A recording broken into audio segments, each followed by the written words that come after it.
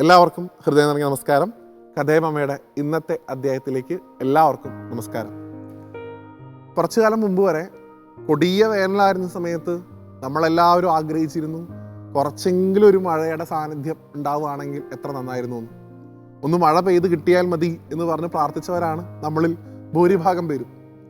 ഇതുപോലെ ലോമപാത രാജാവ് അംഗരാജ്യത്തേക്ക് മഴ പെയ്യിക്കാനായിട്ട് ആനയിച്ച് കൊണ്ടുവന്ന ഒരു മുനികുമാരൻ്റെ കഥ പല ആളുകളും കേട്ടിട്ടുണ്ടാവും. ഇന്ന് അദ്ദേഹത്തെക്കുറിച്ചാണ് നമുക്ക് സംസാരിക്കാനുള്ളത്. സാക്ഷാൽ ഋഷിശൃംഗ മഹർഷിയെക്കുറിച്ച് നമുക്ക് ഇന്ന് ഒന്ന് ചിന്തിക്കാം.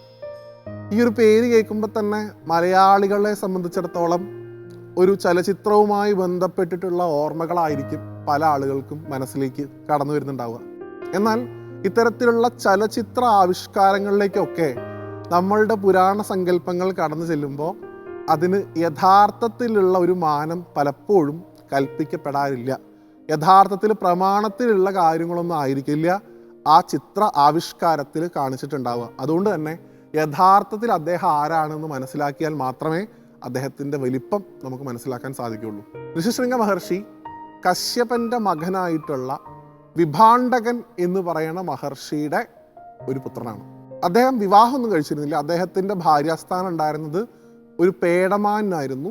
ആ പേടമാനിൽ വിഭാണ്ഡകന് ജനിച്ചിട്ടുള്ള മകനാണ് ഋഷിശൃംഗൻ. അതുകൊണ്ട് തന്നെ പല കഥകളിലും പറയാറുണ്ട് അദ്ദേഹത്തിന് ഒരു കൊമ്പ്, ഒരു കലമാൻ്റെ കൊമ്പ് പോലത്തെ ഒരു കൊമ്പ് അദ്ദേഹത്തിൻ്റെ ശിരസിൽ ഉണ്ടായിരുന്നത്രേ. അദ്ദേഹത്തിൻ്റെ മാഹാത്മ്യം എന്ന് പറയുന്നത് അദ്ദേഹവും തൻ്റെ പിതാവും മാത്രമുള്ളൊരു ലോകമായിരുന്നു അദ്ദേഹത്തിന് ഉണ്ടായിരുന്നത്. പിതാവ് പഠിപ്പിച്ചു കൊടുക്കുന്ന എല്ലാ തരത്തിലുള്ള വിദ്യകളും വളരെ എളുപ്പത്തിൽ തന്നെ ആ മഹാത്മാവ് ഹൃദയസ്ഥാക്കി എപ്പോഴും പിതാവിനെ മാത്രം ഗുരുസ്ഥാനത്ത് കണ്ടുകൊണ്ട് പൂജിച്ച് അദ്ദേഹം പറയുന്ന കാര്യങ്ങളൊക്കെ ചെയ്തുകൊണ്ട് അദ്ദേഹം ഒരു വനപ്രദേശത്ത് കഴിഞ്ഞുകൂടുകയായിരുന്നു. ആ സമയത്താണ് ലോമപാതൻ എന്ന് വിളിക്കപ്പെടുന്ന അംഗരാജ്യത്തെ രാജാവിന് ദീർഘനാളുകളായിട്ട് അദ്ദേഹത്തിൻ്റെ രാജ്യത്ത് മഴ അല്ലെങ്കിൽ വർഷം ഇല്ലാത്തൊരു ശാപം ഉണ്ടാവുകയും ആ ശാപത്തിൽ നിന്ന് മുക്തി കിട്ടണമെന്നുണ്ടെങ്കിൽ ഈ ഋഷിശൃംഗ കുമാരൻ്റെ സാന്നിധ്യം അവിടെ ഉണ്ടെങ്കിൽ മാത്രമേ ആ മഴ അവിടെ കടാക്ഷിക്കൂ എന്ന് പ്രശ്നത്തിൽ കണ്ടപ്പോൾ അദ്ദേഹത്തെ ആനയിക്കാനായി കൊട്ടാരത്തിലെ സ്ത്രീകളെ അദ്ദേഹം ഈ മഹർഷിയുടെ അടുത്തേക്ക് അയക്കുന്നതും അദ്ദേഹം ലോമപാത രാജാവിൻ്റെ ആ അഭ്യർത്ഥന മാനിച്ചുകൊണ്ട് എത്രയോ പാവപ്പെട്ട മനുഷ്യർ കുടിവെള്ളം പോലും കിട്ടാതെ തൻ്റെ സാന്നിധ്യം ഉണ്ടെങ്കിൽ അത് മാറുമല്ലോ എന്നുള്ളൊരു ഭാവത്തോടു കൂടി ആ മഹാത്മാവ് അംഗരാജ്യത്തേക്ക് വരികയും അവിടെ യാഗം നടത്തി മഴ പെയ്യ്ക്കുകയും ചെയ്തു എന്നുമാണ് കഥ. ഇവിടം തൊട്ട് നമുക്കറിയാം ലോമപാത രാജാവ് തൻ്റെ മകളായിരുന്ന ശാന്ത എന്ന് വിളിക്കപ്പെടുന്ന പെൺകുട്ടിയാണ് ഋഷിശൃംഗ മഹർഷിക്ക് വിവാഹം ചെയ്തു കൊടുക്കുന്നത്. ഈ ശാന്ത യഥാർത്ഥത്തിൽ അദ്ദേഹത്തിൻ്റെ മകൾ ആയിരുന്നില്ല.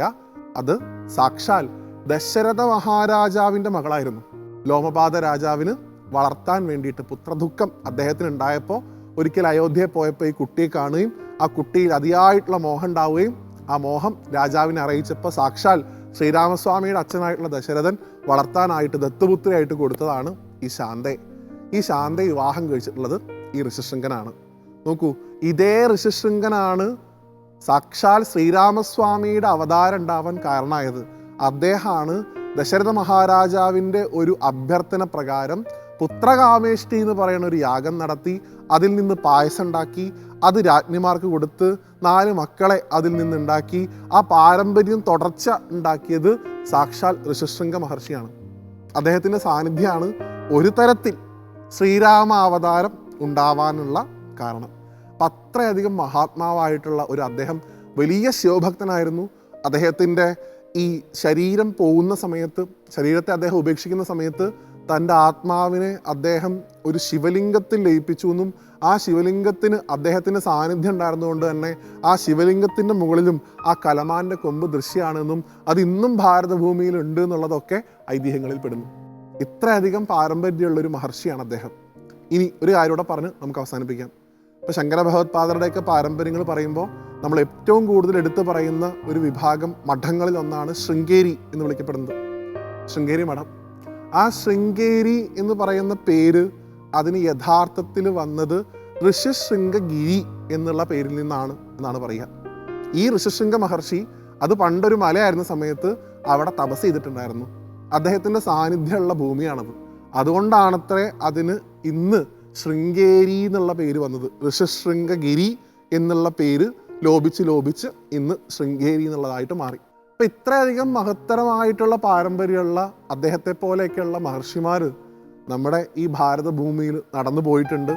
അത് കേവലം മഴ പെയ്യ്ക്കുക എന്നുള്ളത് മാത്രമല്ല. നോക്കൂ, ഒരു നാരായണൻ്റെ അവതാരത്തിന് പോലും കാരണം ഉണ്ടാവണമെങ്കിൽ അദ്ദേഹത്തിൻ്റെ മഹാത്മ്യം എത്രത്തോളം ആവണം.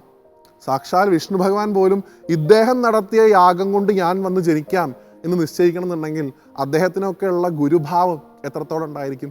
അങ്ങനെയൊക്കെ ഋഷിശൃംഗ മഹർഷിയെ കാണുമ്പോഴാണ് നമ്മൾ ഭാരതീയ പൈതൃകത്തിലൂടെ അദ്ദേഹത്തെ നോക്കിക്കാണുന്നത്.